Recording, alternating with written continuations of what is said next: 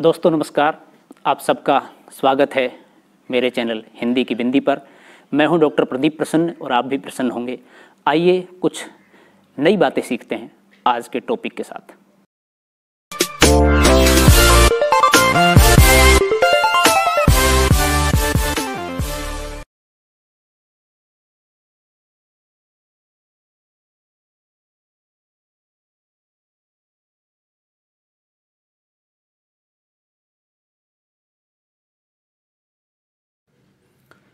विद्यार्थियों, आज की वीडियो हम बना रहे हैं कक्षा 11 की हिंदी पाठ्यपुस्तक आरोह के पाठ 2 मियाँ नसीरुद्दीन, जो कृष्णा सोबती द्वारा लिखा गया है, संस्मरणात्मक पाठ है।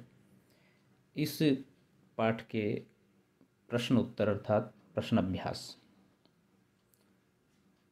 तो वीडियो प्रारंभ करें उससे पहले आप सबसे आग्रह है, यदि आपने हिंदी की बिंदी चैनल को अभी तक सब्सक्राइब नहीं किया है तो प्लीज़ उसे सब्सक्राइब जरूर करें, बेल आइकॉन को जरूर दबाएं ताकि कोई वीडियो आप मिस ना कर पाएँ। आइए शुरू करते हैं आज की वीडियो। पहला प्रश्न है, मियाँ नसीरुद्दीन को नान बाइयों का मसीहा क्यों कहा गया है? उत्तर है क्योंकि वे मसीहाई अंदाज में रोटी पकाने की कला का बखान करते हैं। वे स्वयं भी 56 तरह की रोटियां बनाने के लिए प्रसिद्ध हैं। उनका खानदान वर्षों से इस काम में लगा हुआ है। वे रोटी बनाने को कला मानते हैं तथा स्वयं को उस्ताद कहते हैं। उनका बातचीत करने का ढंग भी महान कलाकारों जैसा है। अन्य नानबाई सिर्फ रोटी पकाते हैं, वे नया कुछ नहीं कर पाते। प्रश्न 2 है, लेखिका मियाँ नसीरुद्दीन के पास क्यों गई थी? उत्तर है लेखिका मियाँ नसीरुद्दीन के पास इसलिए गई थी क्योंकि वह रोटी बनाने की कारीगरी के बारे में जानकारी हासिल करके दूसरे लोगों को बताना चाहती थी। मियाँ नसीरुद्दीन 56 तरह की रोटियां बनाने के लिए मशहूर थे। वह उनकी इस कारीगरी का रहस्य भी जानना चाहती थी। प्रश्न नंबर 3 है, बादशाह के नाम का प्रसंग आते ही लेखिका की बातों में मियाँ नसीरुद्दीन की दिलचस्पी क्यों खत्म होने लगी? उत्तर है, लेखिका ने जब मियाँ नसीरुद्दीन से उनके खानदानी नानबाई होने का रहस्य पूछा तो उन्होंने बताया कि उनके बुजुर्ग बादशाह के लिए भी रोटियां बनाते थे। लेखिका ने उनसे बादशाह का नाम पूछा तो उनकी दिलचस्पी लेखिका की बातों में खत्म होने लगी। सच्चाई यह थी कि वे किसी बादशाह का नाम नहीं जानते थे और न ही उनके परिवार का किसी बादशाह से संबंध था। बादशाह का बावर्ची होने की बात उन्होंने अपने परिवार की बड़ाई करने के लिए कह दी थी।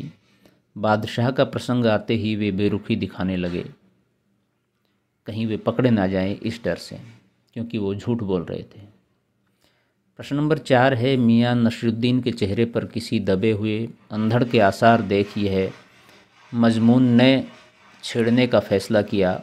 इस कथन के पहले और बाद के प्रसंग का उल्लेख करते हुए इसे स्पष्ट कीजिए।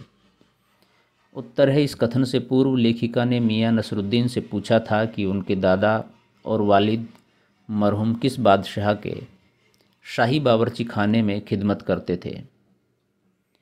इस पर मियाँ बिगड़ गए और उन्होंने खफा होकर कहा, क्या चिट्ठी भेजोगे जो नाम पूछ रहे हो? इसी प्रश्न के बाद उनकी दिलचस्पी खत्म हो गई। अब उनके चेहरे पर ऐसा भाव उभर आया मानो वे किसी तूफान को दबाए हुए बैठे हैं। उसके बाद लेखिका के मन में आया कि पूछ लें कि आपके कितने बेटे बेटियां हैं, किंतु लेखिका ने उनकी दशा देखकर यह प्रश्न नहीं किया। फिर लेखिका ने उनसे जानना चाहा कि कारीगर लोग आपकी शागिर्दी करते हैं, तो मियाँ ने गुस्से में उत्तर दिया कि खाली शागिर्दी ही नहीं, 2 रुपये मन आटा और 4 रुपये मन मैदा के हिसाब से उन्हें मजूरी भी देता हूँ, अर्थात मुफ्त में काम नहीं करवाते हम। लेखिका द्वारा रोटियों का नाम पूछने पर भी मियाँ ने पल्ला झाड़ते हुए उसे कुछ रोटियों के नाम गिना दिए। इस प्रकार मियाँ नसीरुद्दीन के गुस्से के कारण लेखिका उनसे व्यक्तिगत प्रश्न न कर सकी। प्रश्न नंबर 5, पाठ में मियाँ नसीरुद्दीन का शब्द चित्र लेखिका ने कैसे खींचा है? उत्तर, व्यक्तित्व। वे बड़े ही बातूनी और अपने मुँह मियाँ मिट्ठू बनने वाले बुजुर्ग थे। उनका व्यक्तित्व बड़ा ही साधारण सा था, पर वे बड़े मसीहाई अंदाज में रोटी पकाते थे। स्वभाव, उनके स्वभाव में रुखाई अधिक और स्नेह कम था। वे सीख और तालीम के विषय में बड़े स्पष्ट थे। उनका मानना था कि काम तो करने से ही आता है। सदा काम में लगे रहते थे, बोलते भी अधिक थे। रुचियाँ, वे स्वयं को किसी पंच हजारी से कम नहीं समझते थे। बादशाह सलामत की बातें तो ऐसे बताते थे मानो अभी बादशाह के महल से ही आ रहे हों। उनकी रुचि उच्च पद, मान और ख्याति की ही थी। वे अपने हुनर में माहिर थे। उदाहरण, मियाँ चारपाई पर बैठे बीड़ी का मज़ा ले रहे थे। मौसमों की मार से पका चेहरा, आँखों में काइयाँ, भोलापन और पेशानी पर मंजे हुए कारीगर के तेवर।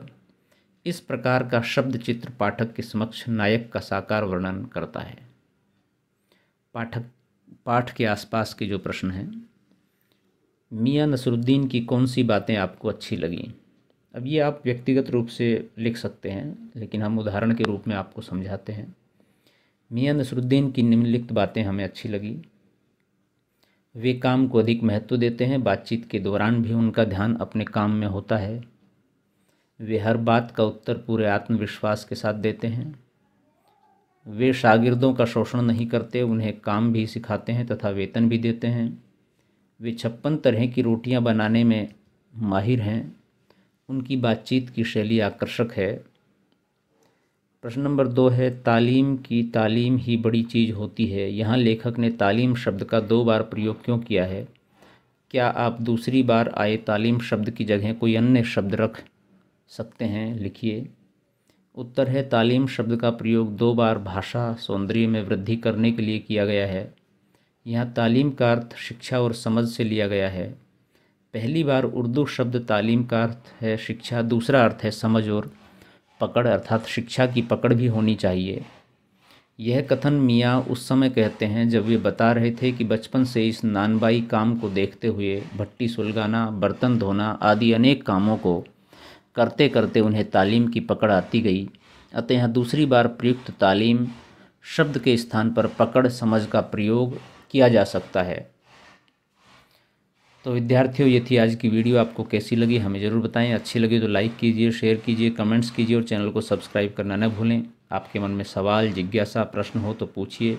कमेंट्स के माध्यम से हम उसका समाधान करने का प्रयास करेंगे। आज के लिए इतना ही। नेक्स्ट वीडियो में नेक्स्ट टॉपिक के साथ फिर मिलते हैं। तब तक के लिए शुक्रिया, नमस्कार।